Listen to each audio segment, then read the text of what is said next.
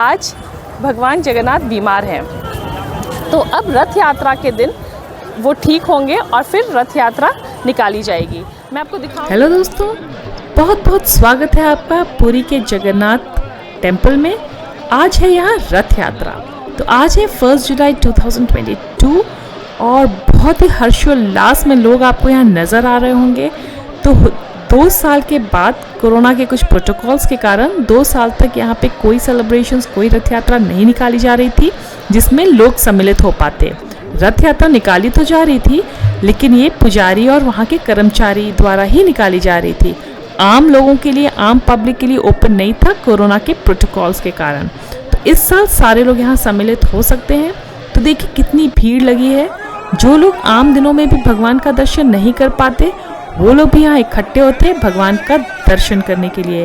और लाखों लाख की भीड़ यहाँ इकट्ठी होती है हर साल। इस रथ यात्रा में देश विदेश से लाखों लोग शामिल होते हैं। धार्मिक मान्यता यह है कि इस रथ यात्रा में शामिल होने से व्यक्ति के जीवन से सभी प्रकार के कष्ट दूर हो जाते हैं।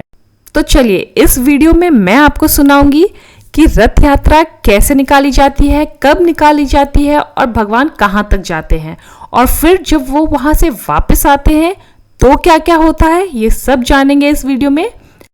और साथ साथ देखते रहेंगे इस साल के रथ यात्रा की एक झलक भी। तो बने रहिए इस वीडियो के अंत तक। इन सब की जानकारी के लिए हम निकल पड़े जगन्नाथ मंदिर।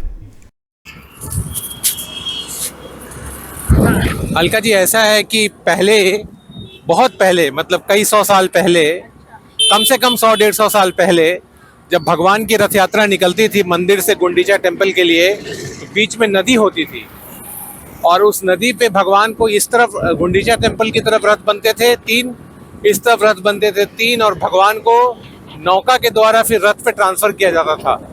आज ऐसा नहीं है, समय बदल गया, रोड है एकदम साफदार। हम लोग देखेंगे अभी जो ये रोड देख रही हैं आप, यही रोड उस तरफ जाता है गुंडीचा टेम्पल की तरफ, जब भगवान अपनी मौसी से मिलने जाते हैं। उनकी मौसी जो है यहाँ की महारानी थी। और चलिए जान लेते हैं वहाँ के पुजारी से, वो बताएंगे हमें रथ यात्रा की संपूर्ण कहानी। जय जगन्नाथ। रथ यात्रा के बारे में बताइए। ये जो रथ बन रही अभी है, जो 15 दिन भगवान बुखार में पड़े हैं, हाँ। बुखार में पड़ने के बाद उनको बुखार 15 दिन के बाद खत्म हो जाएगा। जो बुखार खत्म हो जाएगा तब भगवान जी का रथ बन रहा है। वहाँ नया नया रथ बन रहा है अभी। अब जो रथ बन रहा है, प्रत्येक साल नया रथ बनता है। पुराना रथ को तोड़ के किचन में जला दिया जाता है। जो रथ बनता है उसी रथ को बाबूजी लेके यहाँ आ जाता है, पूरा एक गेट के पास। गेट के सामने आने के बाद तीनों रथ को यहीं पर रुका जाता है। वहाँ से भगवान को पंडा लोग खींच खींच के उठा के पूरा, मतलब नीचे भी दबा के, तो भगवान ऐसे आते हैं, पूरी कांपता है, दुम दुम ऐसे सुनाई देता है, क्योंकि भगवान तो स्वयं ब्रह्मांड का पेट है उसके अंदर, इसलिए उनको उठा के लाने का बहुत मुश्किल है। उनका बिना इच्छा से कुछ नहीं हो सकता है, वो हिलते भी नहीं है। तो जब उनका इच्छा होता है तब आते हैं बाहर। आने के बाद तीनों भगवान को यहाँ रथ के ऊपर विराजमान किया जाता है। तो रथ पर विराजमान करने के बाद तीनों रथ को एक एक करके, पहले बलराम जी का रथ जाता है, उसके बाद सुभद्रा जी का रथ जाता है, लास्ट को जगन्नाथ जी का रथ। जगन्नाथ जी छोटे भाई हैं। जगन्नाथ जी जब जाते हैं, तीनों रथ यहीं जाता है। मौसी जी के घर पहुंचने के बाद 9 दिन वहाँ रहते हैं जी। गुंडीचा टेम्पल में 9 दिन रुकते हैं बाबूजी। मौसी वही ऋगुन राजा की पत्नी थी जी, उनका नाम था गुंडीचा रानी। तो चलिए आपको दिखा देते हैं गुंडीचा टेम्पल। हाँ, तो ये है गुंडीचा टेम्पल, जहाँ भगवान आते हैं रथ यात्रा के दौरान यहीं पे आके वो रहते हैं। मौसी का, ये इनका मौसी का घर है।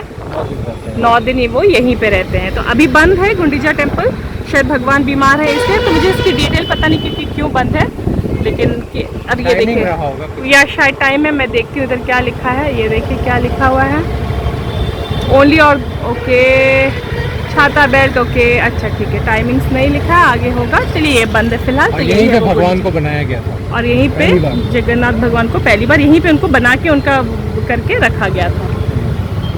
गुंडीचा रानी जी। तो वहाँ 9 दिन रहने के बाद फिर भगवान आते हैं जी। मौसी जी से वादा करके आए थे बाबूजी, जब वहाँ पर उनका जन्म हुआ था ना, तब यहाँ पर आने के बाद यहाँ पर 6 रथ बन रहा था, 1-2 नहीं, 6 रथ जी।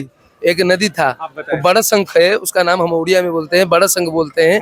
तो बड़ा शंख में वहाँ पर विराजमान करते हैं, मतलब शंख पानी एक का रास्ता है, समुद्र से किसे लगा हुआ था। तो क्या हुआ, उसी रास्ते को पार करने के लिए 6 रथ बनाया जाता है। 6 रथ भी नहीं, 3, मतलब उधर 3 बनेगा, उधर बनेगा, बीच में भी नया नाव बनेगा।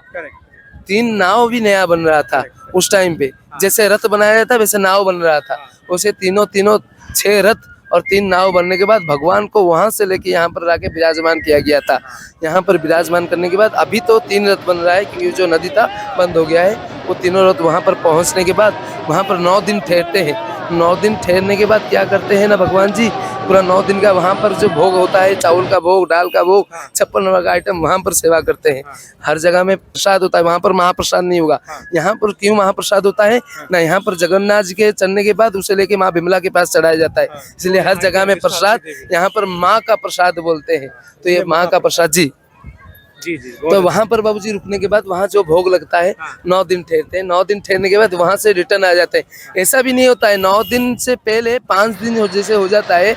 यहाँ लक्ष्मी जी से वादा करके जाते हैं ना कि हम आपको ले जाएंगे 5 दिन में, कुछ दिन में आ जाऊंगा, ऐसे बोल के गए होंगे। पर भगवान वहाँ रहते रहते 9 दिन हो जाता है। तो 9 दिन से नहीं, 5 दिन जैसे होता है, ऐसे हमारा होता है हेरा पंचमी, इसका नाम है जी हेरा पंचमी। हेरा पंचमी लक्ष्मी जी यहाँ से निकल के जाते हैं और रथ को तोड़ गुस्से में जाते हैं कि हमको नहीं लेके गए, बहन को ले गए, भाई को ले गए, हमको नहीं लेके गए। अगले साल खाली बोलते रहते हैं, कभी नहीं लेते हैं। तो लेके रथ को तोड़ देते हैं। जैसे रथ को तोड़ देते हैं, वहाँ भगवान जी का जो लोग होते हैं जाके बता देते हैं कि प्रभु माता जी आके रथ को तोड़ दिए, अभी आप कुछ कीजिए। वो राजा जैसे जगन्नाथ जी सुन लिए और 2 दिन मौसी जी को बोल के, मौसी जी हम 2 दिन रुकेंगे, उसके बाद हम चले जाएंगे अपने घर। तो ऐसे आदेश मांग के मौसी जी भी हाँ कर देते हैं। 2 दिन रुकने के बाद उसके बाद 9 दिन जैसे पूरा हो जाता है, 9 दिन में बाहुड़ा यात्रा होता है। यहाँ रथ यात्रा जब निकलता है, वहाँ से जब आता है उसे बाहुड़ा यात्रा बोलते हैं, क्योंकि बाहुड़ जब निकलते हैं, हमारा उड़िया में बाहुड़ा बोलते हैं। बाहुड़ मतलब घर से जब बाहर निकलते हैं उसे बाहुड़ा बोलते हैं। तो बाहुड़ा जब हो रहा था तो वो आके यहाँ पर आके पहुँच जाते हैं रथ जी। रथ में बैठ के तीनों रथ फिर आके यहाँ पर लग जाता है। आने के बाद यहाँ पर भी एक 4 दिन का नियम है। 4 दिन का क्या नियम है ना, यहाँ पर 4 दिन यहाँ पर आके रुकेंगे। पहला दिन जो है एकादशी होता है, जो होता है बाहुड़ा दिन। बाहुड़ा दिन तो खत्म हो गया, रथ खींचते खींचते यहाँ पहुँचते पहुँचते रात हो जाएगा, उस दिन रुका जाएगा। उसके अगले दिन जैसे बाहुड़ा यात्रा का खत्म, एकादशी आ जाता है। एकादशी में भगवान जी सोने का भेष होते हैं, पूरा 15-15 क्विंटल सोना पहनते हैं भगवान। तीनों भगवान 15 क्विंटल का सोना पहनते हैं। तो सोना पहनने के बाद यहाँ पर भगवान जी को पूरा सोने के भेष में करोड़ों लोग होते हैं, पूरा भक्त होते हैं, पूरा यहाँ चारों तरफ भक्त ही भक्त भर जाते हैं। भक्त देखने के लिए वो सोने के भेष को आते हैं, बहुत सारे लोग होते हैं जी, सोने के भेष बोलते हैं। उसके बाद अगले दिन उसके बाद क्या होता है, सोने का भेष जैसे एकादशी खत्म होता है, अगले दिन होता है अधर। अधर जो होता है, अधर मतलब हमारा क्या है ना, भगवान जो जब जाते हैं, हमारा जो भी कोई जाता है कुटुंब तो कुछ लेके आता है अपने परिवार के लिए। वैसे भगवान जी तो गए हैं तो कुछ लेके आएंगे ना, तो इसलिए क्या करते हैं, अधर चढ़ाया जाता है। पहले भगवान जी को अधर मतलब हम बता देते हैं। अधर मतलब जब तक इतना हंडी है, आप तो हंडी देख रहे हैं, छोटा छोटा हंडी, पर इतना बड़ा बड़ा भगवान के हाइट के ओष्ठ के बराबर में आपका हंडी रहता है। वो तीनों मतलब 4 टोटल 12 हंडी तीनों भगवान के पास चढ़ता है। चढ़ने के बाद वो हंडी को भोग लगने के बाद हंडी का जो अंदर रहता है वो पना बोलते हैं उड़िया में उसको। पनाम मतलब दूध और उसका पनीर इसको डाल के वो एक बनता है, पना बोलते हैं हमारे जी। उसको भगवान को चढ़ाया जाता है। चढ़ने के बाद उसे तोड़ दिया जाता है। उसको कोई इंसान हाथ नहीं लगाता है, केवल देवता के लिए होता है। उसके बाद क्या होता है, वो जो तोड़ने के बाद वो चारों तरफ रथ के चारों तरफ फेंका जाता है, तो देवता लोग पाएंगे उसे। वो अधर खत्म होने के बाद अगले दिन होता है भगवान जी का मतलब नीलाद्री विजय। वो जाते हैं अंदर अपने, उसका नाम है नीलाद्री विजय। नीलाद्री विजय 12 तारीख को है, आप भी जान सकते जरूर। बहुत अच्छा लगा पंडित जी, क्या बताएं, मेरे पास शब्द नहीं है। तो ये थी रथ यात्रा की पूरी जानकारी। उम्मीद है कि आप मेरे साथ रथ यात्रा की कुछ झलक एंजॉय किए होंगे। अगली बार मैं मिलूंगी भगवान जगन्नाथ की कुछ और जानकारी के साथ। तब तक के लिए thank you for watching. Do like, share and subscribe my channel.